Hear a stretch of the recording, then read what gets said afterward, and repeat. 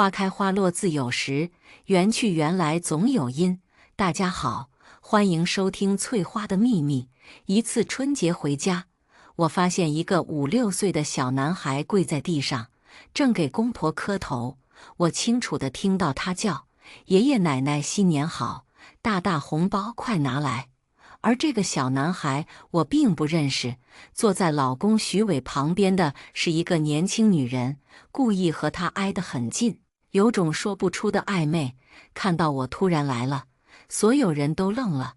小叔子一下子跳起来抱住那个男孩：“来，季生，跟干爹出去玩。”小男孩挣扎叫道：“不要，我要爸爸。”小叔子不由分说，慌张地抱他走了出去。我迅速捕捉到老公脸上的一丝尴尬和紧张。婚后的第3年，我才生了女儿若若。大概因为我是独女，虽然结婚，但觉得自己年纪还有空间，没有做好要孩子的准备吧。我一向把避孕措施做得很到位，最后却不知道怎么就中招。可当护士把女儿递到我面前的时候，我的心融化了，那么迫切地想抱着她，把全部的爱都给她。女儿已经2岁了，公婆来看孙女的次数，一个手掌可以数过来。他们说：“丫头片子，将来总要嫁人的，亲不来，不需要。我的女儿我来疼。”结婚第5年的春节，徐伟早早就先回他妈家去了，而我还在加班。每年都是如此。徐伟是学校老师，1年2假，比较清闲。不但春节，就是平时节假日，徐伟也是必回他妈家，美名曰孝顺父母。后来我才发现，这所谓的孝顺，不过是人性卑劣下的挡箭牌，幌子而已。我的工作进展得很顺利，提前1天完成目标，想着反正都要去公婆那一趟，不如早去早回，晚上还能回我妈家过个团圆年，带着女儿提前半天出门了。一进公婆家客厅，我直接愣住了。一个5、6岁的小男孩跪在地上，正给公婆磕头。我清楚地听到他叫：“爷爷奶奶新年好，大大红包快拿来。”而这个小男孩我并不认识，坐在徐伟旁边的是一个年轻女人，挨得很近，有种说不出的暧昧。看到我来，所有人也都愣了。小叔子徐平一下子跳起来抱住那个男孩：“来，季生，跟干爹出去玩。”小男孩挣扎叫道：“不要，我要爸爸。”小叔子不由分说，直接就给抱了出去。我眉头一皱，结果公婆则满脸不自然的热情地招呼我。吃饭的时候还破天荒地塞给我女儿一个厚厚的红包。而坐在徐伟身边的那个女人也不知道什么时候走的，我想问个清楚，可他们家说走亲戚拜年要忙，个个忙来忙去，屡屡假装没听到我旁敲侧击的疑问。就这一次，我的心头生出了刺，对于这个年轻女人和小男孩多了一份怀疑。新年之后，公司接到大量的订单，我和父母都忙着公司的事，决定把婆婆请过来，先带一段时间若若。但是我偷偷装了一个摄像头。不是我把婆婆想得多坏，而是我不敢相信她。婆婆来的第2天，家里就来了2个客人，一个年轻女人带着一个小男孩。正是过年的时候，那个悄悄溜走的女人和那个磕头的男孩，婆婆一看到小男孩，立刻又抱又亲，真比亲孙女还亲。而那个女人竟然也不见外，拿我的化妆品、首饰，各种的往自己脸上抹，往身上戴。男孩抢我女儿的玩具，女儿不愿意给，他直接一个巴掌打过去，嘴里直嚷嚷：“这是我爸爸买的，不给你玩。”他爸爸？我的家里怎么会有他爸爸？原来那可怕的预感立刻升上了心头。我直冲回家，屋子里却并没有那2人的身影。女儿坐在推车里，手里握着一个玩具，满眼委屈地看着我。而婆婆若无其事在厨房里择着菜，看到我回来，还硬堆出满脸笑容。今天这么早回来，想吃什么菜，我去做。我第一反应就是狠狠质问这个老巫婆，那个女人和那个小男孩是怎么回事。但关键时刻，理智瞬间回归，就如生意一样，我从不打无准备之仗。我抱起女儿，靠在她身上，深吸一口气，努力控制住自己的情绪。我妈说想若若了，让我带她回家吃饭。妈，您就歇歇吧，晚上别等我了。直到上了车，女儿突然紧紧抱着我，哇地哭了出来。我抱着怀里的女儿，心中满是酸楚。我拍着她的后背，心中暗暗立誓：若若宝贝，你受的委屈，妈妈加倍替你讨回来。很快，我约了闺蜜杜宁宁，让她帮我调查那俩人的身份。杜宁宁毕业后开了一家婚姻介绍所，起初帮人介绍对象，后来开着开着就干成了私人侦探。她说这个赚钱特别快，还说以后有需要，她给我打85折，然后我就咒她一辈子嫁不出去。我叫她来的时候，她还嬉皮笑脸地跟我开玩笑，说熟人价7折，绝不能再低了。但看到我满脸肃重，杜宁宁立刻变得正经，伸出手，照片，我没有照片，只有视频。3天，我给你结果。杜宁宁走了，我赚了1万块钱过去，被她一个大白眼砸过来，别弄这种虚头巴脑的事，滚！女儿留在母亲那里。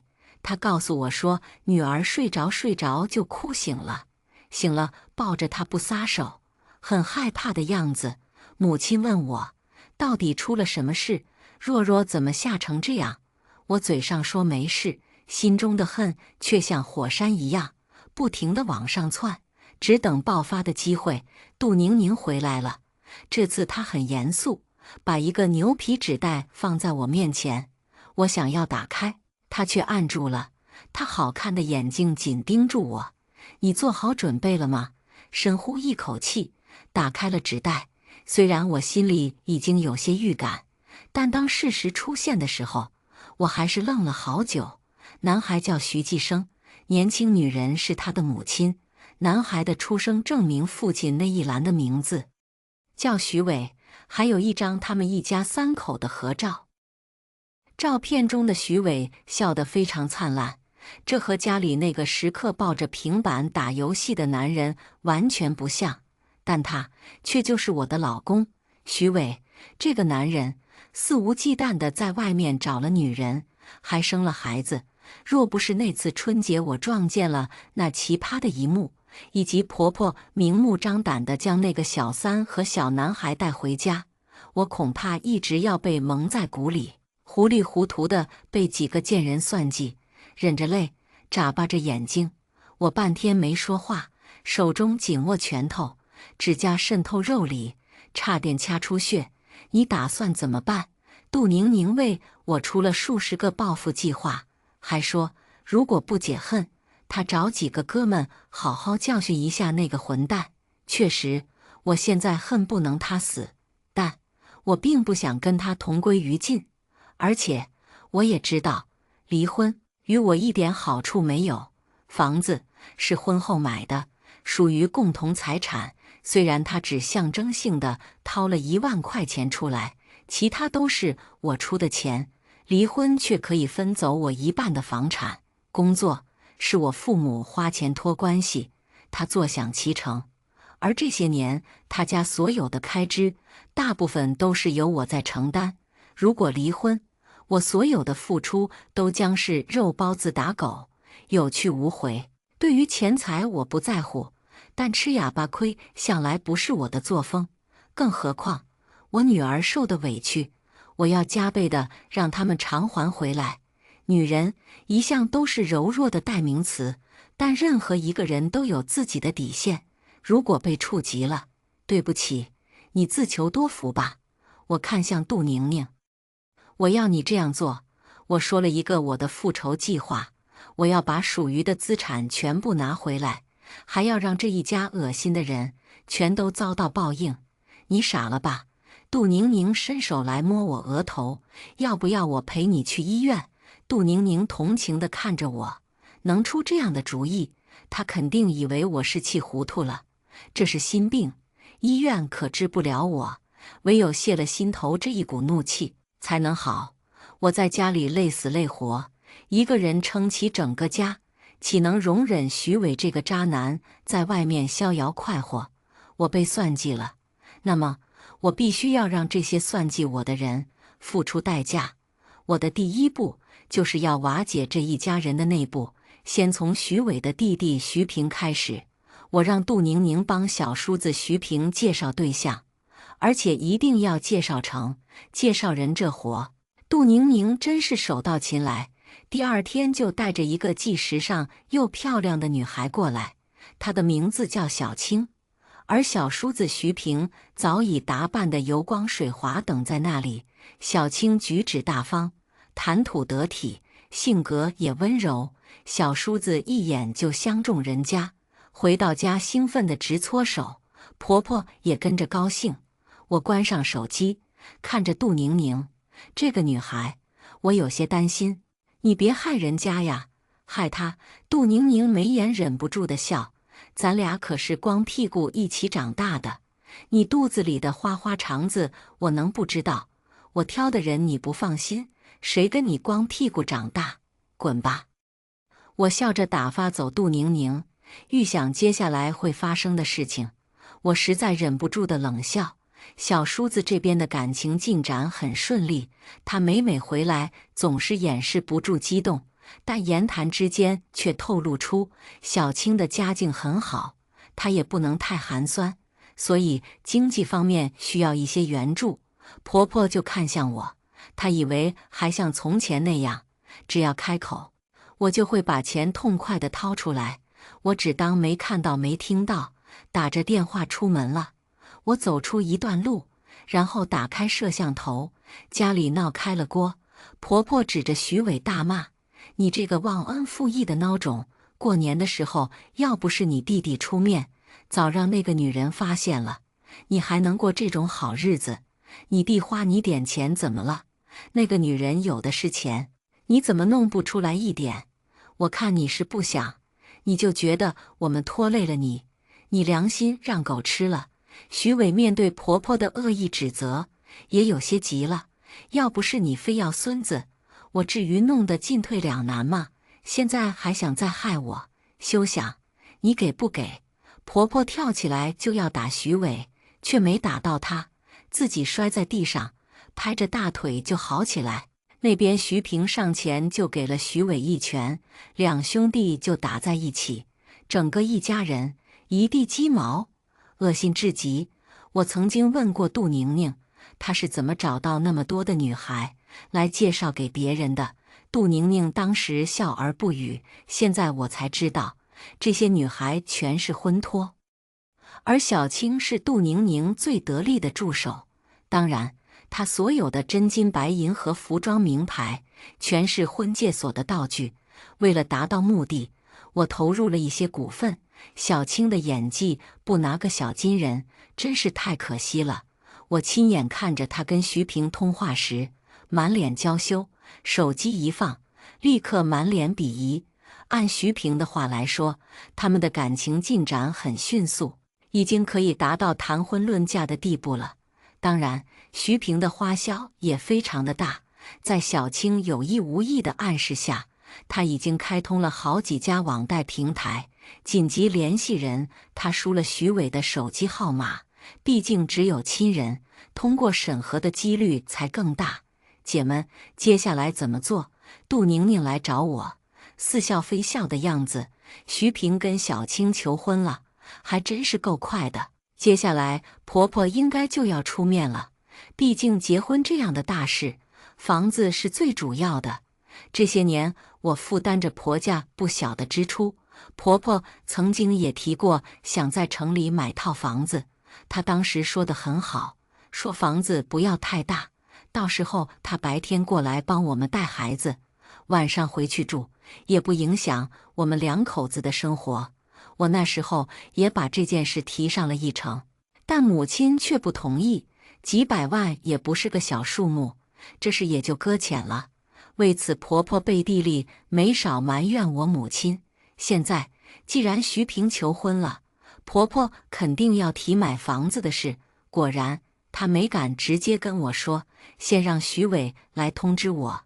徐伟，要说从前我还爱着他，但现在死在我面前，我都嫌脏了我家的地，没钱。我表情冷漠地说出2个字。徐伟翻着眼睛盯着我，现在公司的订单这么多，区区几百万拿不出来吗？区区几百万？我冷笑，徐老师，你说的这么轻松，你为什么不拿？那可是你亲弟弟，关键时刻能帮你挡刀的亲弟弟。徐伟脸色突变，拿起手机又开始玩游戏。徐伟的话让我很惊异，他竟然知道公司里的订单增多。他还知道什么？很快，婆婆亲自上门了。我加班回到家，婆婆正坐在沙发上吃苹果，2岁的女儿若若站在一边眼巴巴看着，口水流得老长。见我回来，婆婆立刻把啃剩的苹果往女儿手里一塞：“你回来的正好。我已经跟中介说好了，赶紧把这个房子卖掉。你弟那边结婚，急用钱买房。”我一把扔掉女儿手里的苹果，看看屋里不管不顾打游戏的老公徐伟，冷笑：“好。”婆婆大概没想到我答应得如此干脆，满脸掩饰不住的得意。我又做出为难的样子：“妈，这房子是我和徐伟的名字。我是同意卖，就怕你儿子不同意。他敢！”婆婆恶狠狠瞪着徐伟，感情他儿女都有了，就猛然间停住话，恐慌地看向我。我装着只顾给若若擦手，什么也没听到的样子，抬头茫然：“妈，怎么了？”“没事，没事。”婆婆掩饰几句，赶紧就溜了。我决定把房子低价卖给杜宁宁。当然，她并不出面，而是由她哥嫂出面。但当我喊徐伟去房管处签字的时候，他却冷冷一句：“我不同意。”徐伟阴狠的目光直勾勾盯着我，即便我在努力控制，心中也有些发慌。他是不是知道了我的计划？当初选择嫁给徐伟的时候，杜宁宁就劝过我，说这个男人又穷又阴森，你图他什么？不会是奉子成婚吧？在杜宁宁眼里的阴森，在我看来，这却是男人稳重的表现。但现在，我真的后悔了。我发现，就算自己在商海奋战了这么多年，但在徐伟面前，我还是太稚嫩了。好在杜宁宁的大哥的电话打过来，我故意开了免提。大哥那边气冲冲的吼叫：“于丽丽，你什么意思？房子是你说要卖的，我们定金都交过了，现在房管所等你一上午，你是不是想放我们鸽子？我告诉你，如果你们反悔，我们去告你。”这也是我提前告诉了杜宁宁，如果到约定时间我没出现，那一定就是出问题了，让大哥一定要打电话过来。我对视着徐伟的目光，他那私生子的面孔出现在我眼前，憎恨盖住了慌张。徐伟，你到底想怎样？徐伟视线瞥向一边，他心虚了。你到底想怎么样？我声音拔高，这房子是我爸妈掏钱买的，为了给你弟弟买房子，我亏钱卖掉，我图什么？你还一口一个不同意。你不同意，你妈来的时候，你为什么不说？你早干嘛去了？说完，我拨通婆婆的电话，你大儿子不同意卖房，直接摔门而去。婆婆和徐平杀上门来，我坐在办公室里，喝着茶，看着视频里的闹剧，演得挺真实。我告诉你，徐伟，如果我结不成婚，你也别想有好日子过。徐平又来揪打徐伟，婆婆在旁边急得直拍大腿，一把鼻涕一把泪的骂徐伟没良心。我告诉你老大，你弟这婚结不成，我就把你的破事全给抖出来。我去你学校告诉你们校长，你家里有一个，外面还养着小老婆。徐伟脸色铁青，一把揪住徐平，猛地推出门，再盯着他母亲：“我到底是不是你亲生的？你要这么害我？”婆婆有些胆怯，不敢说话。我告诉你，如果你敢再提卖房子的事，徐伟瞪着眼睛，像是要吃了他母亲，我就跟你断绝母子关系。你们休想再从我这里拿走1分钱。那秀琴和季生，闭嘴！徐伟咆哮起来。你们现在最好安安生生的别来打扰我，否则坏了我的好事，我绝不让你们好过。婆婆唯唯诺诺地走了。我看到徐伟一屁股坐在沙发上，恶狠狠目光盯向摄像头的方向。我心中一惊，徐伟的精明远远超出我的想象。我把摄像头拆除了，虽然这样不能及时掌握他们的动态，我有感觉危险在靠近。接下来却风平浪静，徐伟没有任何的动作，甚至放假也不回他妈家，而是陪女儿和我。他越是这样，我越觉着这属于暴风雨前的宁静。我根本猜不到他的想法，以及下一步要做什么。我唯一清楚的就是，他绝不是想和我白头偕老。俗话说，知己知彼方能百战百胜。而我现在一点底也没有。公司又接了一笔大业务，但甲方很苛刻，要我先拿出一个只赚不赔的方案。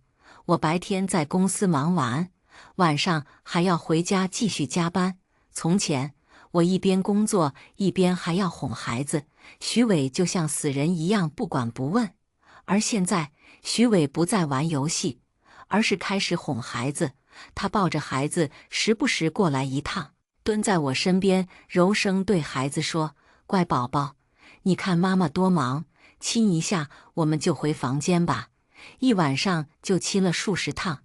对徐伟，我是满满的厌恶；对女儿，我只有无限的疼爱。而且工作太忙，我也真的需要有人帮我分担一下，哪怕一个渣男呢，我也得物尽其用。这种日子持续了大概半个多月，我真的忙得焦头烂额，暂时也没时间去报复徐伟了。就在我把方案交出去的时候，甲方却变卦了，各种的挑剔。最终我这边用重金买到消息，竞争对手早一步提交了跟我相似的方案，而且报价还比我们少了1个点。我当时就懵了，公司里出现了内鬼。父亲大怒，是要揪出这个内鬼。要知道这一笔订单，我们至少损失100万的利润。公司里的员工都人心惶惶，尤其是我的助手小米，他来找我：“丽姐，我没有，真的，你要相信我。”我是想相信你。我捏了捏眉心，但是你让我怎么相信你呢？毕竟这个方案只有我和你看到。丽姐，小米急得直哭：“丽姐，你要怎么样才能相信我？”我想了想，摇摇头。这种情形，我真的谁都不敢再相信了。丽姐，我真的没有。小米还在哭。你那个方案，我看都看不懂。确实，这个方案里面夹杂太多的专业术语，就连我个理科生做起来都特别的吃力。心里突然咯噔一下，理科生。徐伟也是理科生，大学里的高材生，现在教的也是理科。想到这些日子他的反常，我心里有了答案。我不知道徐伟从这笔订单赚到多少钱，而且我相信也绝不可能就这一次。现在我也终于知道，徐伟那一点点工资，怎么敢养小老婆和私生子的。好，非常好，我一定要让你怎么吃进去的加倍吐出来。我让父亲不再追究这件事，一边继续带着工作回家加班。我清楚地看到，在我跟女儿亲亲抱抱的时候，徐伟拿出手机，似乎在看视频，但那个角度却出卖了他。我冷笑：“既然你想玩，那就好好玩一次。”半个月后，徐伟鼻青脸肿瘸着腿回来了。我装着关心地问他怎么了。没事，摔了一下。他走进卫生间。我其实已经知道是怎么回事了。我做了假方案，只要他拿去卖，对方势必就会有损失。我想过徐伟会找老王老李，但万万没想到他竟然找到赵胖子。赵胖子是出了名的流氓生意，竞争起来根本不要脸，而且心狠手辣。这次的方案不但让赵胖子一分没赚，前期的投入也打了水漂。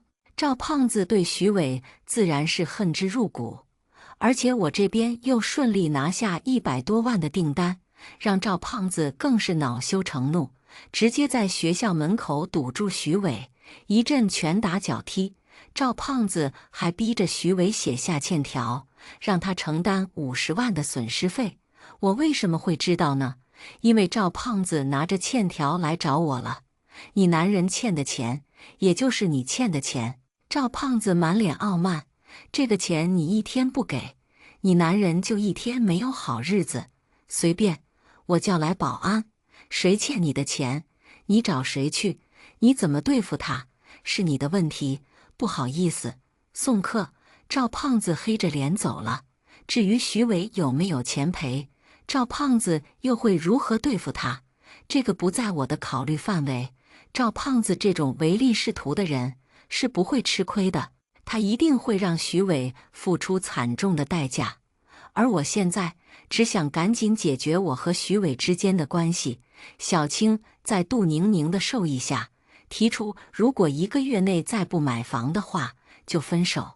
当然，小青也给徐平留下了通融的余地，哪怕只是付了首付也行啊，只要有房子。我跟你结婚才安稳呢，这么通情达理，让徐平无话可说。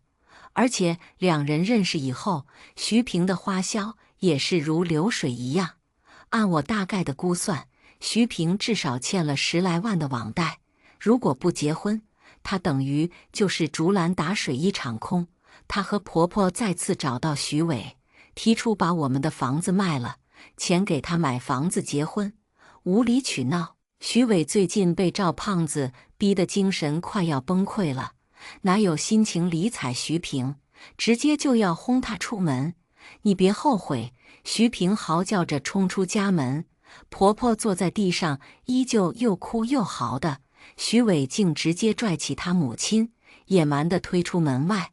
我坐在办公室里看着这一幕，感觉很爽。是的，我又把摄像头给装上了，只不过这次更隐蔽。而徐伟现在疲于应付赵胖子的催收，已经没有心情来跟我斗。当然，他也许以为我还像个傻子一样什么都不知道吧。手机响了，是徐伟打来的，第一句就是：“老婆，你现在哪里？我弟结婚急用钱，我们先把房子卖了，以后我掏首付再买一套更大的。更大的，你有钱吗？有钱的话，也不至于被赵胖子逼得走投无路。想必他现在也已经是山穷水尽了吧。但是卖掉房子正是我的计划，我当然不会反对。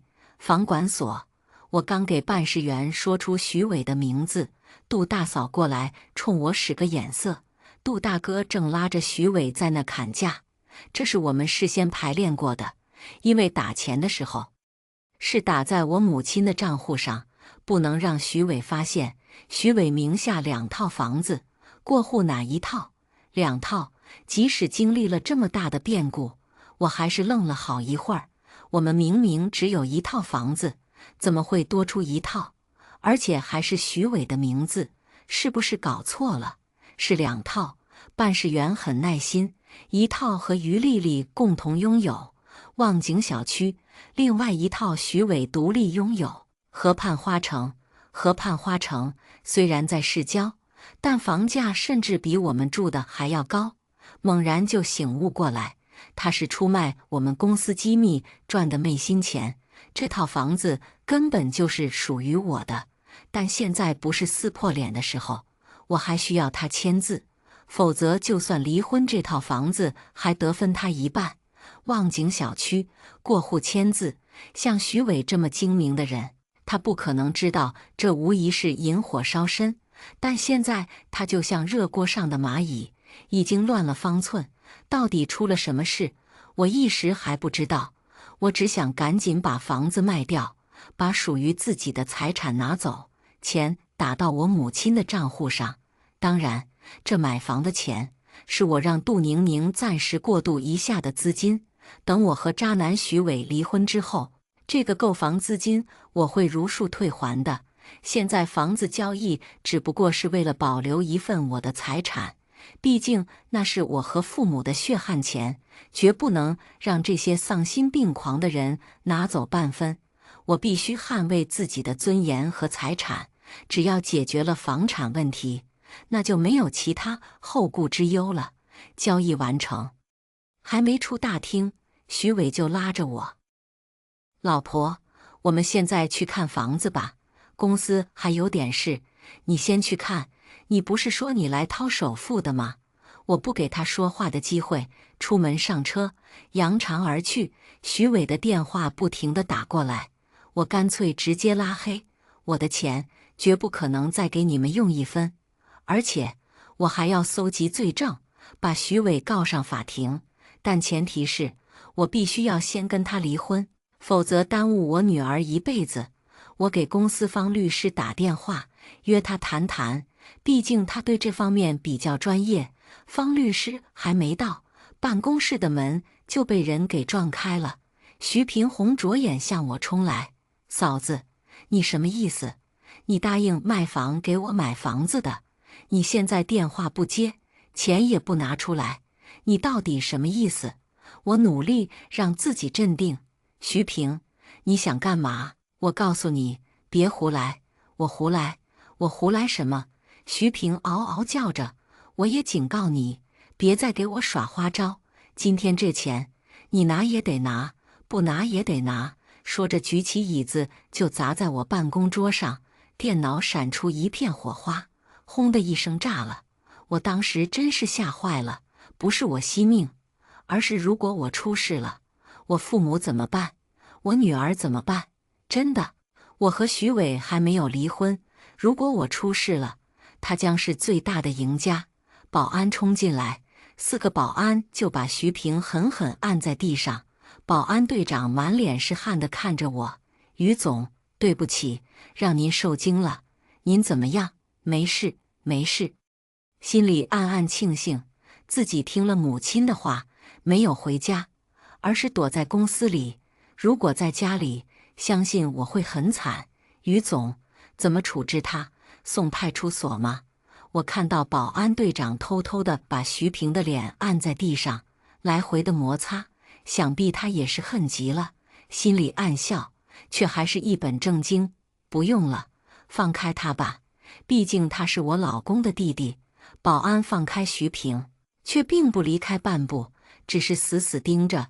徐平不傻，换了一副可怜巴巴的语气：“嫂子，我也老大不小了，好不容易谈个女朋友，您就帮帮我吧，我保证以后赚钱了就把钱还给您。以后如果我不离婚的话，只怕以后还是把我当成摇钱树吧。徐平，如果这房子是你哥掏钱买的，你拿走，我绝无二话。但是这房子是我家掏的钱，你说一说，凭什么我要把钱给你呢？就是因为你是徐伟的弟弟。”嫂子，他还在哀求。好，就算你是徐伟的弟弟，也喊我一声姐。冷笑起来，我是可以帮你，那也是在你哥真的没有能力情况下，我愿意掏这个钱。而现在你哥自己几百万在河畔花城买了一套房子，这种时候，他宁愿卖掉我们共同的房子，也没想动他自己房子半块砖。他可曾想过还有徐平你这个弟弟？徐平的脸涨得通红。你说，你哥都不愿意掏这个钱，我作为一个外人，你逼我拿这个钱，合适吗？徐平离开了，看得出来，他带着满腔的怒火。这并不妨碍我继续跟方律师谈财产分割的事宜。在方律师的指导下，我起草好离婚协议，也把所有证据都保存好，然后给徐伟打电话。无人接听，不急，我可以等。我有预感，此时他家里正上演着天下大乱的好戏。这一天事情真多，时间过得也飞快，已经到了下班时间。今天出了徐平这件事，家我是绝不能回去。我准备回娘家住几天，刚走到楼下，一个披头散发的女人风一样冲进来，她扑通跪在我面前，求你，求求你，救救我儿子吧，他出事了，季生他出事了呀！看了半天才认出来，是徐伟在背地里养的那个年轻女人。小三，我立刻招手让保安过来轰走她。这种脏女人，别弄脏了我！她却死扯着我不放，拼命地磕头，声音已经很嘶哑了。我恨她，厌恶她，但终究没有狠到徐伟那种程度。你走吧，我救了不你，只有你孩子的父亲才能救他。没用的，没用的，只有你。徐平只听你的话。最终，在他的哀求下，2个保安陪着我，开车带着他一起来到河畔花城。保安守在门口，我跟在那女人后面进了屋。这套房子比我家大多了，而且装修极其豪华。闷哼一声，客厅里，徐伟正跪在地上，而徐平坐在沙发上，抱着徐继生。起初我没看明白这怎么回事，女人扑通也跪在地上。二弟，我求你了，孩子是无辜的，你放了他吧。你大嫂我已经请来了。我这才看到，徐平手里握着一把水果刀，抵在徐继生这个小男孩的腰间。孩子哭得已经没了人腔，徐伟不停地给他弟弟磕头，哀求放过孩子。这套房子给你，真的给你。二弟，放过继生吧，他是你亲侄子啊！你现在想起来给我了，早干嘛去了？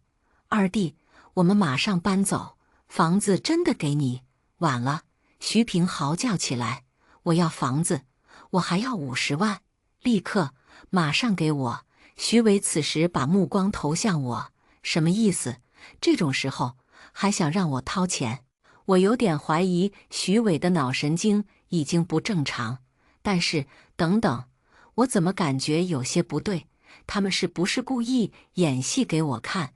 毕竟他们是亲兄弟，而且徐平从我那里离开也有4、5个小时的时间了，这戏不会是刚开始吧？不好意思，我还有事，先走了。我不想再待下去，转身要走，却只觉身后一阵冷风，条件反射地叫了一声：“王队长！”我进来的时候故意虚掩着门，王队长一脚踹开门，另一个保安一脚踹倒向我扑来的徐伟，护在我身前。我已经没有任何话说了，法庭上见吧！混蛋，都是因为你！徐伟擦了一把嘴角的血，骂徐平：“成事不足败事有余，从小到大就没干过一件人事，赶紧放了我儿子！”徐平瞪着徐伟，突然就举起刀，在众人的惊呼声中，徐伟捂着腹部倒在血泊中，而徐继生以一个奇怪的姿势摔在沙发下面，已经发不出任何声音。很快，徐平以故意伤人罪被逮捕，他那一刀捅在徐伟的胃部，胃酸腐蚀了内脏，整个人就像死了一样。大大小小将有无数台手术等着他。老天是公平的，他罪不该死，但活着远比死更痛苦。而且他身为老师，为人师表，却私生活混乱，乱搞男女关系，严重违背公序良俗，道德败坏，直接被学校开除，并永久列为黑名单，职业生涯彻底葬送，留下一身污名。另外，他侵吞公司资产，数额如此之大，起码5年刑期也在等着他。那个小孩子徐继生摔断了脊椎骨，就算好了，也会留下终身残疾。虽说父母犯下罪孽，稚子何辜，但他身在这个婚姻败坏的家庭之中，又如何能逃脱畜生父母带来的伤害？现实生活的摧残，让我心中隐隐作痛。这一场悲剧之下，谁又是幸存者呢？我婚姻的失败，他们父子俩以及婆婆一家人的凄惨下场，不都是生活给予的痛吗？既然遇到了，那就要勇敢面对，犯下的错也该自己承担，哪怕承担起来很痛苦，很让人绝望，但终究是谁造的孽，谁就该去赎罪。河畔花城的房子卖掉了，其实虽然房子没有我的名字，但这些钱都是在夫妻关系存续期间得来的，也属于夫妻共同财产。出于人道主义，这钱我也没要，全部用于那父子俩的医药费，尚且不够，这也算是我最大的仁慈了。其他的事需要他们自己去解决，我不是圣母，无法兼顾天下事，所以他们以后的所有苦日子，我自然不会再掏一分钱出来。我已经向法院送诉了离婚请求，作为无过错一方，法院依法判决离婚。我也拿到了女儿的抚养权。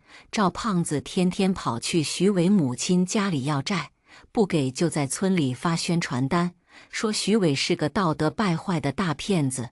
2个儿子，一个被抓，一个重伤，也即将被抓。唯一的孙子也成了残疾。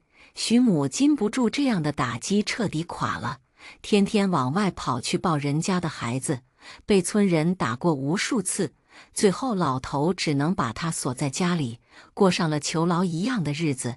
徐伟的那个小老婆见人伤了房没了，儿子也废了，竟然不吱声地消失了。破坏家庭的小三渣女能有什么好下场？无非就是去寻找下一个徐伟，再次被生活教会他如何做一个人，不要当一个狗，或者是生育工具，男人的玩物。善恶终有报，天道好轮回。这些渣男贱女，恶心之人，报应迟早会到，不过是时间而已。尾声，我把房子卖了，这次是真的卖掉了。收拾屋子的时候，翻出一张保险单，徐伟的意外险，保险金额高达100万，而受益人是我，于丽丽。我犹豫一下，果断点燃了打火机。做人啊，真的不能太贪婪，贪婪会要你的命。下面我们来听第2个故事。明明前一天，老公还因为我怀孕的消息欣喜若狂，隔天他却一脸狰狞，把我从山崖推了下去。可我没有死，我回到了和他出狱的那天。这一次，我不再是那个单纯无知的少女了。老公，你要当爸爸了。在情调温馨的酒店客房，我压抑不住喜悦，将刚发现怀孕的消息告诉向明。他愣了一下，然后狂喜着跳起来，想要拥抱我，又怕伤害到我似的，手足无措。不念，你怀孕了吗？太好了，趁着你才刚怀孕，这次旅游我们好好庆祝一下。在一处半山景点，向明如以往一样忙着给我拍照。他的手抚上我的领口，帮我整理着衣服。他正对着我的脸，明朗英俊，我却突然看到他眼中的深情变成了狰狞。这个孩子根本就不是我的。他伸出手，用力一推，下一秒，我已经在远处众人的惊呼声中开始下坠。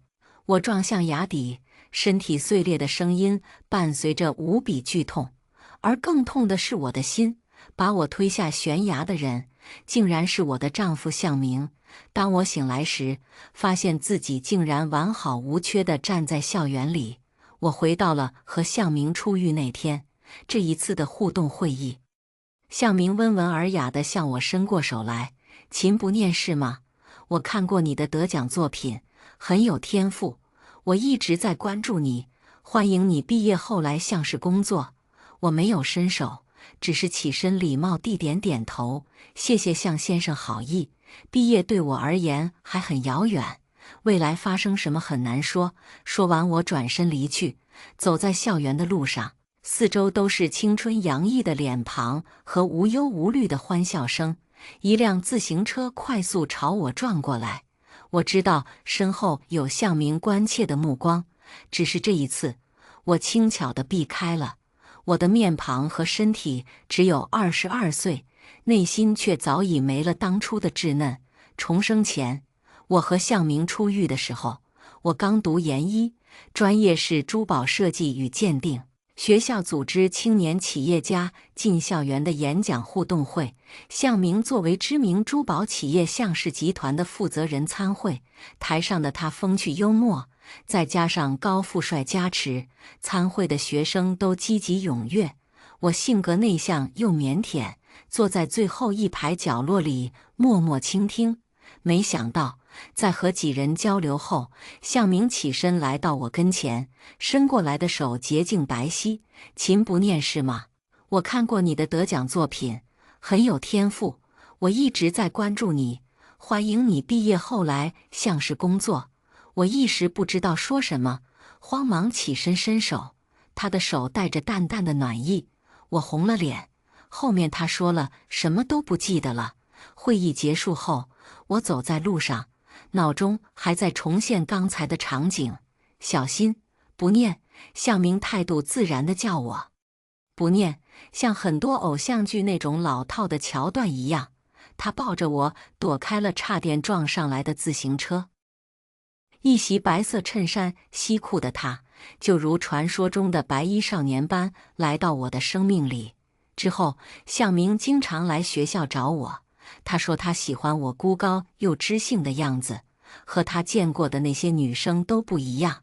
他有时送我一份很应景的礼物，有时只是约我在公共场合喝一杯咖啡。即便偶尔我会因为学业或其他事情拒绝，他也从未透露出任何不满或强求我。不知道从什么时候开始，我好像习惯了生活里有他。他是我的初恋。研究生毕业典礼上，刚完成拨穗仪式的我，看到台下观礼席上的向明不见了，略有些失落。准备下台的瞬间，仪式大屏幕上变换了字体，背景音乐变成了我最爱的那首《明天》。向明突然出现在我身旁，他单膝跪地，将手中向氏集团得过很多大奖的钻戒产品明天举到我的眼前。不念，我等了你3年完成学业，现在请答应嫁给我，我会给你一个完美的明天。在现场狂热的掌声和欢呼声中，我茫然却又充满了幸福感。当天，我和向明就领了结婚证。他说以后会给我一个盛大的婚礼。我带着对未来的畅想进了向家，这才发现这场婚姻远没有想象的那么简单。向明在我们领证前没有征求他母亲的意见。他父亲3年前去世，表面上向明是集团的负责人，实际权力却把控在他强势的母亲陈雪洲和妹妹向天手上。陈雪洲对我们的结婚证不屑一顾，从向明手上接过去，连看都没有看就直接甩在桌子上。秦不念是吗？我已经调查过你了，我不知道你是怎么攀上我儿子的，但我不会让你进门的。妈，别这样，不念和我两情相悦。那好，既然你这么想，我暂时不会干涉你们，不过等后悔了，别来和我哭诉。向明帮我开办了工作室，取名一念，有我的名字，也暗含着纪念我和向明的一见钟情。我的工作室连着推出的几项设计产品获得国内大奖，我想以此证明自己，虽然出身普通，但不比任何人差。在我第3次获奖之后，陈雪洲高傲的身影出现在我的工作室。不念，你如果想成为我向家的儿媳妇，最好不要这么张扬。那时的我居然为此关闭了工作室，只是在闲暇时做珠宝设计，然后锁入抽屉中，不再示人。向明和我说，他母亲和妹妹开始接纳我了。我和向明自领证开始，从未红过脸或是争吵，偶有意见分歧，他都听我的。直到2年后，这样的平和被打破。那天我参加大学同学聚会时，遇见了施征，他是我小时候的邻居。我家在我上高中时搬家，后来我父母因为意外去世，我们两家便失去了联系。再见面时，我以为人妻施征在我读书的大学旁边开着一间小有名气酒吧，我们就这样重逢了。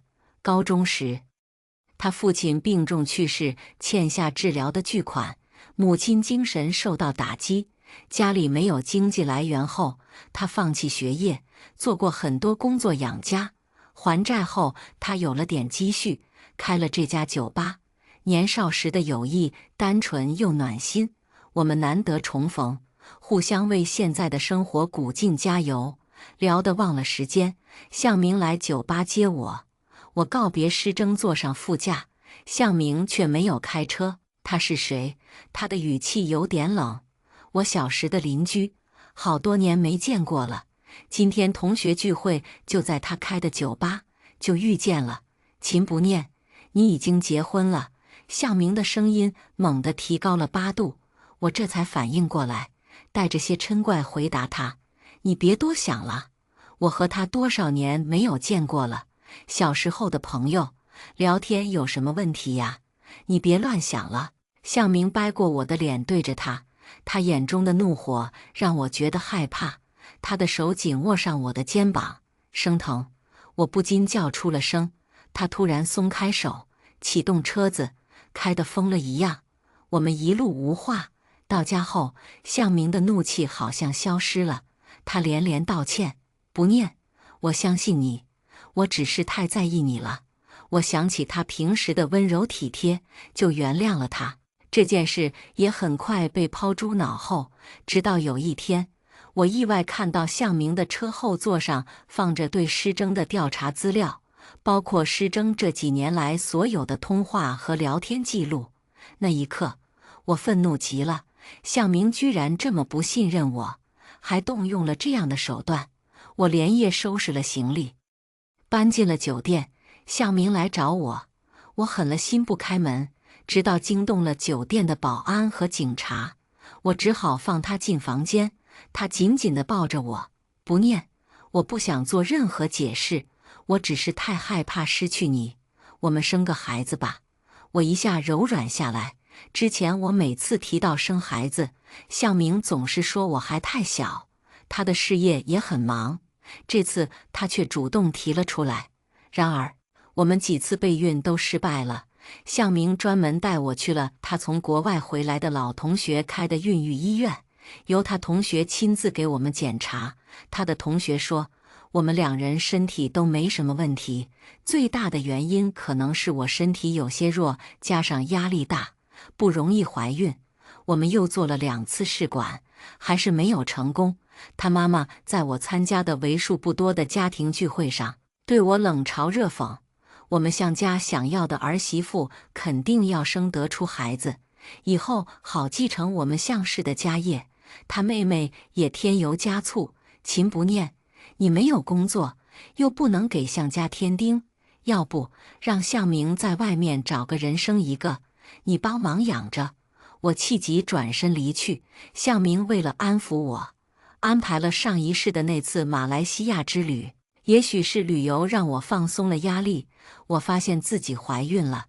谁知紧接着，向明恶狠狠将我推下悬崖，还说了那句话：“这个孩子根本就不是我的。”如今在世为人，我决心要保护好自己，远离向明。向明却频频出现在我的学校，面对我的屡屡拒绝，使出的手段比上一世可花哨多了。他发现我胃不好，每天早上7点准时出现在我宿舍的楼下，带着他家厨师换着花样做的养生早餐。我依然拒绝他，他却一来就是3个月。和我一起进出的舍友都看不过去：“不念，这样有耐心的好男人现在哪里找？你真的不考虑一下？”我摇摇头，也不解释。他在每个节假日定时送来鲜花，上面都会有张小纸条，送给不念，等待你的向明。这些花我从来都没有接到过手上，总是笑着拒绝。向总，不要在我身上浪费时间了，你并非我的良人，我要远离上一世的噩梦，远离他，研一升研二的暑假，学校推荐我免费参加知名珠宝设计师姚大海的户外感知课程。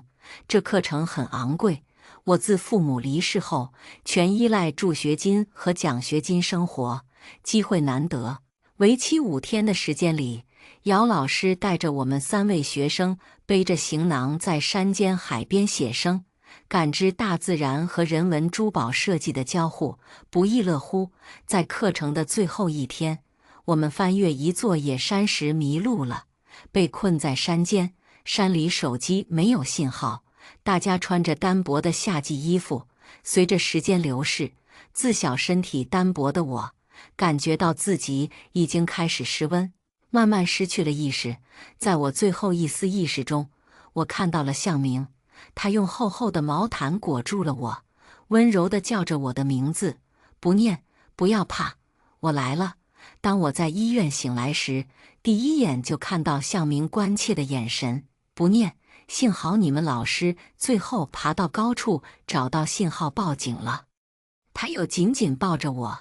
不念，你吓死我了。那一刻，我的心软了，没有推开他。这一世，他变得不同了。我如果掌控住自己的生活，就会获得幸福吧。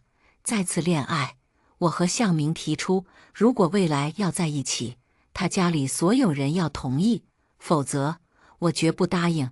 毕业典礼时，他向我求婚，当着所有人的面，我问了一个问题：你家里人都同意吗？他郑重点头。我伸过手，让他给我戴上了戒指。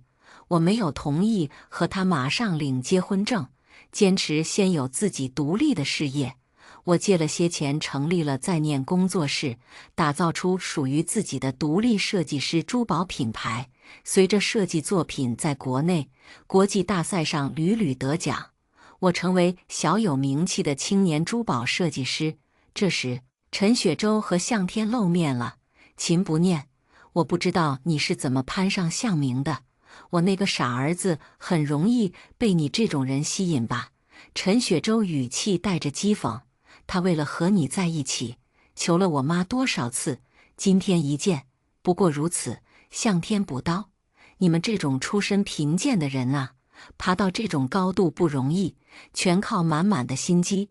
我起身，请问2位来我这里有何贵干？你这个小工作室居然要和我向家抢生意，你还想不想进我向家的门？陈雪洲带着几分威胁的语气。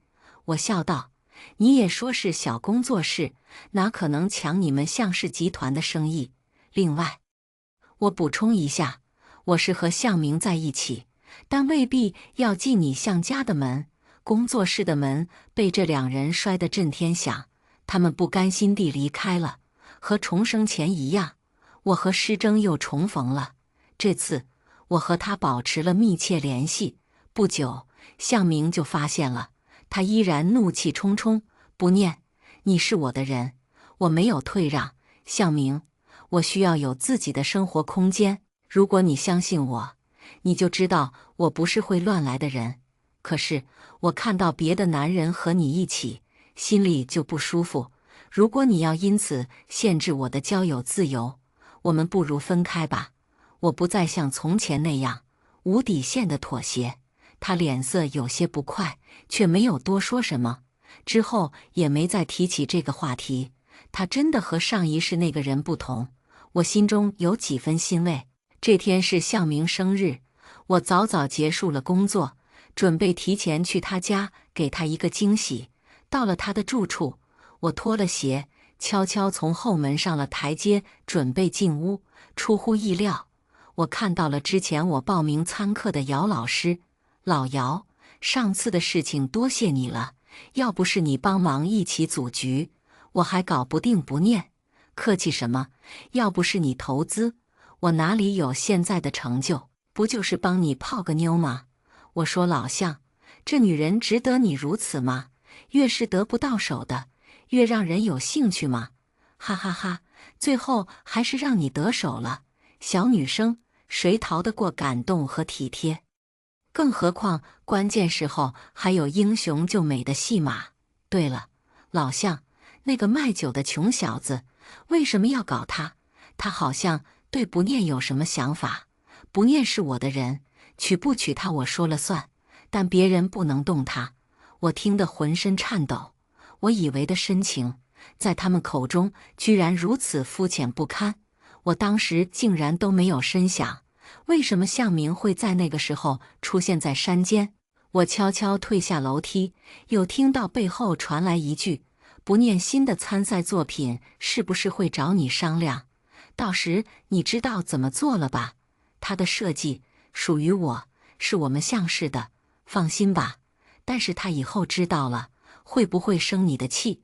我能搞定他，放心吧。”向明的笑声陌生而阴森。对了，我让你搞的那些珠宝材料怎么样了？向明又问道。你放心，以假乱真，没人看得出来。我听到这里，悄然离开，在回到向明身边的时候，没让他看出任何破绽。我和施征倾诉了这一切，和他谈起了那个可怕的前世。现在这个时间，如果比对前世，我已经被向明推下了悬崖。施征虽然很吃惊，但选择了相信我，自告奋勇保护我，提出去查上一世我被杀的真相。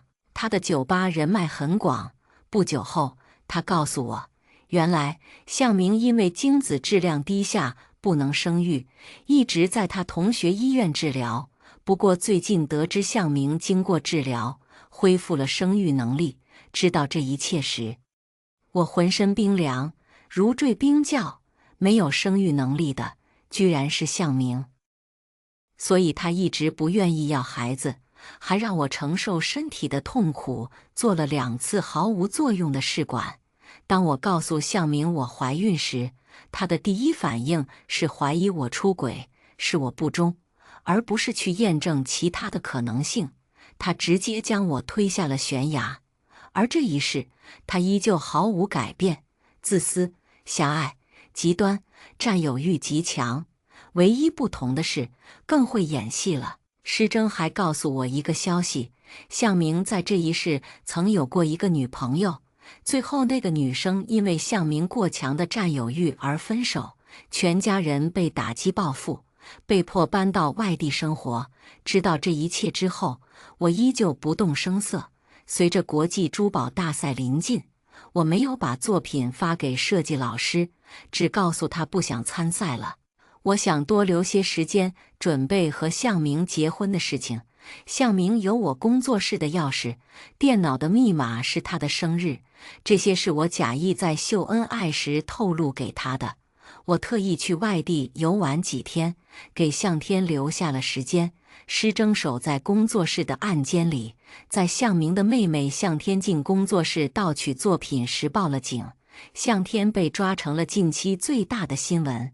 向氏陷入盗窃丑闻案中，在向氏焦头烂额之际，向明提出结婚了。我假意答应了。我分明看到向明脸上的喜悦里隐藏着心机。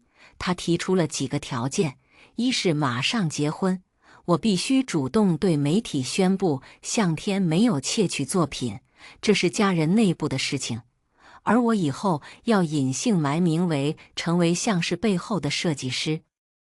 二是不能和其他男性有亲密接触。最后一条是尽快和他生个孩子。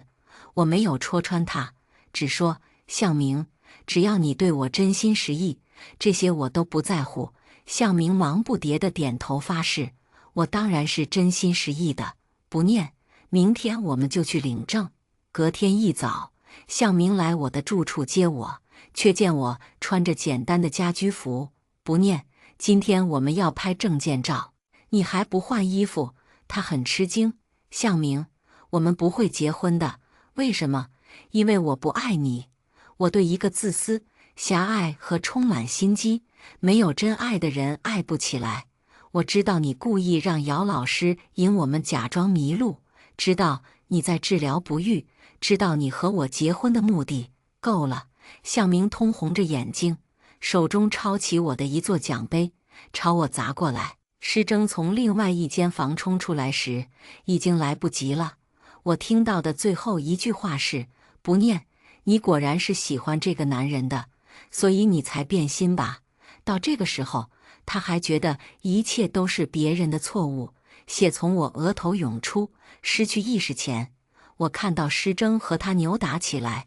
奶奶送我的玉坠发出光芒，再次包裹住了我。我脑中闪过奶奶去世前对我说的话：不念，奶奶，只有这个贴身的玉坠可以送给你，希望我们不念一直幸福生活。再次醒来，我又回到了校园里。这一次，我告诉自己，对渣男不要抱有任何幻想。学校召集研究生去和企业互动，我没有再报名。不念，你快点来参会，这次要接受媒体采访，不然不能申请明年的助学金。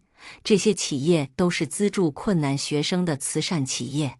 导师催促的电话接连打来，我这么多年的求学全靠助学金和日常打工勉强维持，虽然心中百般不愿意，还是只能赶过去。我坐在会场最后一排，避免和向明产生交集。没想到向明竟然直接点了我的名字：秦不念是吗？我看过你的得奖作品，很有天赋。向氏集团本次指定专项助学金给你，我们的资助将持续到你研究生毕业。媒体将镜头和灯光都对准了我，向明带着导师也站到了我旁边，准备接受采访。我却对着镜头一字一顿地说：我不需要助学金，这个机会请留给更需要的同学吧。现场一片哗然，导师悄悄推了推我：不念，我们这个专业需要很多额外耗材费用，你怎么了？我对老师微一鞠躬：老师不好意思，我真的不需要。说完，转身离开了会场。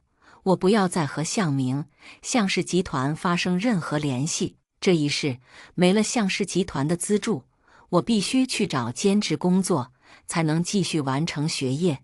几天后，我找到了2份兼职，一份是家教，另一份是周末在酒吧兼职。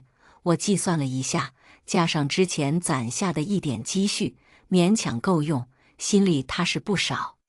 第1周开始，家教做得还不错，教授的孩子乖巧懂事，家长也通情达理。周末的酒吧兼职却有些难处。第一次在酒吧工作的我，面对醉酒的客人，不知道该怎么应对。小妹，你再拿几瓶酒过来。醉酒的这个人边说着，手边在我身上乱摸索。我躲闪着，想赶紧去后台拿酒，那人却一把拉住我：在这种地方工作，你躲什么躲？你们的提成不就靠我们买酒吗？我想挣脱他，力气却不够。一只皮肤黝黑却有力的手伸过来，拉开了醉酒的人。不好意思，这是我们新来的服务员，他只是在后台打扫卫生，今晚客人多，临时来帮忙。服务不到位的地方，我们免费送2瓶酒。一个穿着酒保衣服的男生帮我解了围，他把我护在身后，拉我往后处走。走着，他突然又停下来看我2眼，语气有些迟疑：不念。我一愣，灯光昏暗，我还没认出他，他却愉快地笑起来：不念，我是施征啊。这一世，我和施征就这样遇见了。下班后，我们聊了整个通宵。他在这家酒吧打工学习，准备明年开一间自己的酒吧。知道我处境困难，施征决定借钱给我。我没有拒绝他的帮助，毕竟生活很现实，远没有我拒绝向明时那么潇洒。这天晚上结束家教之后，我赶往回学校的地铁站，路上行人稀少，我加快了脚步。突然前方路上窜出来几个人，我心里一紧，马上警觉起来。我放慢脚步，假装接电话，转身看到一辆面包车跟在后面。更远处还有一辆交警的摩托车，闪着警灯，也在朝这个方向驰来。我心里有数了，我停下来，那辆面包车也停下来，警用摩托超过了他。快到我跟前时，我哎呀一声跌倒在地，交警停下车，我假意扭伤不能走路，交警送我回到学校。在后视镜里，我似乎看到面包车上下来的人有点像向明，不过我又否定了。向明那么好面子的人，哪里会开面包车？施征知道这件事情后，建议我不要再打工，考虑到安全问题，我同意了。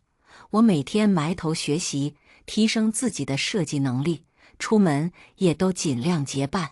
研艺结束时，导师递给我一张免费参加户外感知班的课程表，说是学校给年度优秀毕业生的。我用还要打工养活自己的理由推辞了。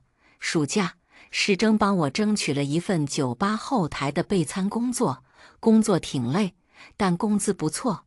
我每天在施征的接送下，在学校和酒吧两头跑，生活很充实。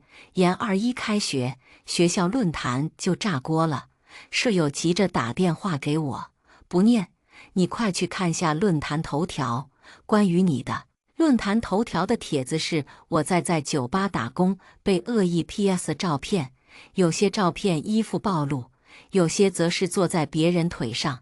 配文是：“我校一些学生为了钱，假期在外陪酒，有伤风化，学校是不是应该严查给予处理？”照片被假意打了一些马赛克，却没有遮挡我的脸。我被停课接受调查，身边流言四起。幸好酒吧因为之前发生过事故，施征的一项工作就是给酒吧的所有视频做备份。经过调查，学校还了我公平。我感到很意外，谁会这么做？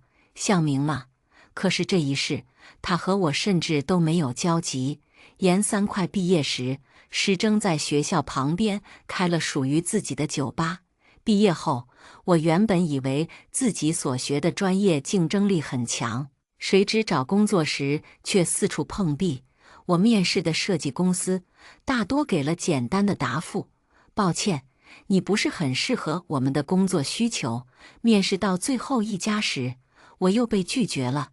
看到我垂头丧气走出办公室，面试官有些于心不忍，他悄悄和我说：“小姑娘，我知道你就是当初拒绝像是资助的那个孩子吧？当时新闻还挺轰动的。你不要再到处面试了。像是集团是国内最大的珠宝企业，他们放了话出来，谁录取了你，就不再和谁合作。我们这些小企业，胳膊拧不过大腿。或者你去像是面试看看，像是资助的都是他们想要的人，他们不会将自己想要的人给别人。”他顿了顿，又补充说：“之前有几个不愿意接受他们条件的人，一人出国工作了，另外2人和你差不多，在行业内找不到工作，都转行了。”我带着不甘去找施征，施征说：“不念，你先来我酒吧工作，继续做设计，你再等我半年，我的资金已经开始回流了，到时我帮你成立工作室，你得过奖。”也有机会和国外公司合作，有施征这样的朋友在身边，让我很安心。我白天在施征的店里工作，晚上继续做设计，进行作品积累。一个暴雨的夜晚，客人稀少，酒吧提前打烊，而向明的车就停在门外。我冷静下来，和施征详细讲述了前2世的经历。这一次，他依旧选择相信我，将我从后门送回了学校。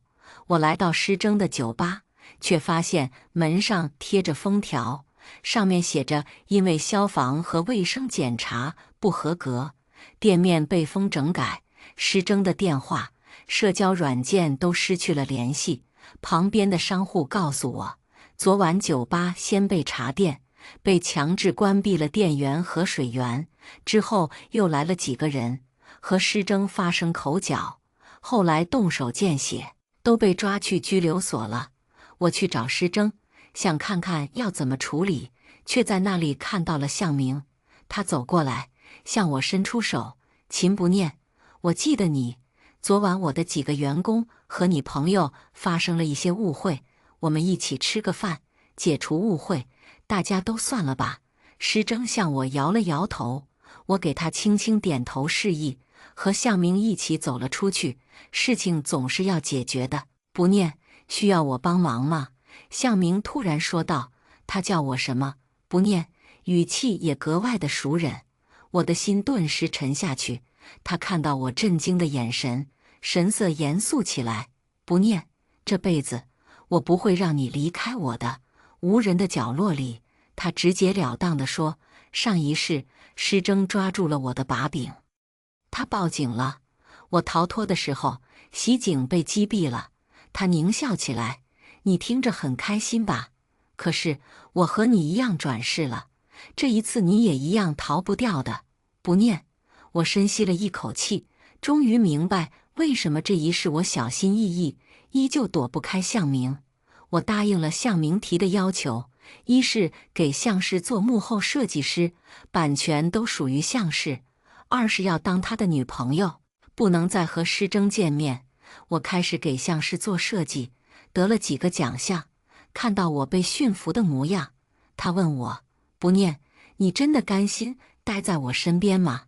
我看着他的眼睛，笑了笑说：你知道的，上一世我也是爱你的，只要你一心一意对我好，我为什么不爱你呢？向明似乎对我的回答很满意，可是当我外出时，总会感觉有人远远地跟着我。我假装毫不知情，按兵不动。向明似乎对我的戒备心日渐松懈。一次我在他房里看到了一些珠宝材料，每个类型分开摆放，从外观上看起来几乎一模一样，普通人很难分辨这些不同。但我所学的专业是珠宝设计与鉴定，通过仔细分辨，我看出了端倪。我突然想起上一世听到的对话，我让你搞的那些珠宝材料怎么样了？你放心，以假乱真，没人看得出来，像是莫非在材料上造假了。我开始留意像是在珠宝材料上的进出以及珠宝的投产。高端的珠宝要经过多次检验，自然不可能造假。那么大量投入市场的中低端珠宝最有可能。我乔装去像氏的门店观察了多次，发现与宣传不符的珠宝材料居然占据了产品的1/3，堪称暴利。我聘请了私家侦探，从业务和财务两方面对像氏进行了调查，结果让人大吃一惊。首先是材料的审核报批，审核人员都是像氏集团送进相关机构的，审核这个环节变得形同虚设。其次，通过这个方法，像是所获得的收益不仅仅是虚假材料的份额，还有财务报表上高成本支出而获得的巨额灰色利润。在这个过程中，私家侦探还发现了一名被像是开除的员工。我通过和他私下接触，发现他在抵制像是造假的过程中，被给予了威胁封口和不公平对待。这果然也是像是一项的惯用伎俩。我让私家侦探继续搜集证据，准备开始反击。国际珠宝大赛时间临近了，连续8个月，我每天都在像氏的工作室里埋头设计。我告诉向明，我要让像氏在这次大赛中获得大奖，一飞冲天。我精心设计的作品被冠上了向明妹妹的名字，提交参赛了。在这个期间，向明发现施征已经关闭了酒吧，黯然离开了这个城市。他放松了对我的警惕。这天晚上他喝多了，抓着我的胳膊说：不念，那个烦人鬼终于走了，我从来没有爱过他，是你多想了。我知道跟踪你的人说你很安分，我很满意。他醉眼朦胧，向明，我只爱你，而且我试过了，离开你，我没有任何人可以依靠。不念，你知道我为你做了多少事吗？我想给你助学金，你不要；我想抓了你金屋藏娇，你跑掉了；我找人诬陷你，那个烦人鬼帮你洗脱了。我不想你在其他地方工作，也不想那个人在你身边。只要我不点头，他在我们这里根本活不下去。我终于把他赶走了。向氏集团比你能想象的势力大得多，我顿时一阵恶心。他在炫耀，在摧毁我的信心，让我离不开他。我端起酒杯，表面上顺从地靠着他。你每个月给我这么多生活费，给我创造这么好的条件，我突然觉得自己以前好傻，这么轻松的生活，我为什么不要？他笑着搂紧我，不念，你终于开窍了。还有，你就是真的想跑，也跑不掉的。我把酒递到他唇边，我怎么可能跑？倒是你，我很不放心。你不能变心，你只能对我一个人好。他一口灌下了酒，点着头，口齿开始模糊不清，沉沉睡去。年底家宴的时候就要到了，而这之前，国际大赛将会公布获奖名单。向明这天刚谈下一个大单，心情不错。我借机假意撒娇：“亲爱的，如果这次我得了金奖，你要在家宴上当众宣布娶我。”他大笑：“没问题，不念。你还害怕我跑了吗？你去好好挑几身衣服，到时家宴上不要给我丢脸。”过了几天，我去商场常购品牌挑选衣服。我仔细比划着几件简洁得体的衣服，进了试衣间。向明的人依旧远远看着我。试衣间里，我迅速换了一身衣服，拿出藏在随身小包中的护照和费用，从这个试衣间跨到了旁边品牌试衣间。我在一次试衣时无意中发现，两个品牌的试衣间中间只隔了一层薄薄的塑料板。简单的拆卸安装之后就看不出破绽。我算好了时间，从商场溜出来，在飞机起飞前最后一刻登上航班。向明开始派人四处找我，直到晚上，他才发现我出境了。他查了我的机票记录，直飞到目的地找我，而我的机票是2段连程票。我在第1程到达后，放弃了后1程，购买了新的第2程目的地。施征已经在那里等着接我了。我那晚和施征说了我的3世为人经历时，我们考虑了所有能想到的可能性，比如怎样保持暗地里的联系方式，比如要怎么彻底打击向氏，比如如何彻底脱离向明，如何重新开始。我和施征在新的国度落脚生活，他在这里重开了一间酒吧。国际大赛获奖名单公布，注册地在国外的不念工作室作品获得国际大赛的金奖。不念取名的含义是放下执念，向氏也随着大赛结果公示上了新闻。他们报上去的参赛作品被认定抄袭了多位前人作品，设计师署名向天，向天自然难逃干系。向明对我做过的事情被匿名传到网上，大量传播，面临着几项指控，一时间向氏名声扫地，正在焦头烂额进行危机公关。接下来没有任何喘息的机会，令向氏名声扫地的事情接踵而至。向氏的前员工实名向多部门举报了向氏在整个行业中运用各种手段谋取非法暴利，干扰市场，而且提供了众多有力的证据。向氏成为众矢之的，充斥在向氏门店的不合格或假珠宝成为证实向氏犯罪最有力的实物证据。身在国外的我还联络了国内有影响力的大媒体，轮番进行新闻轰炸，而媒体井喷式的报道和大量证据让向氏回天乏力，案子很快有了定论。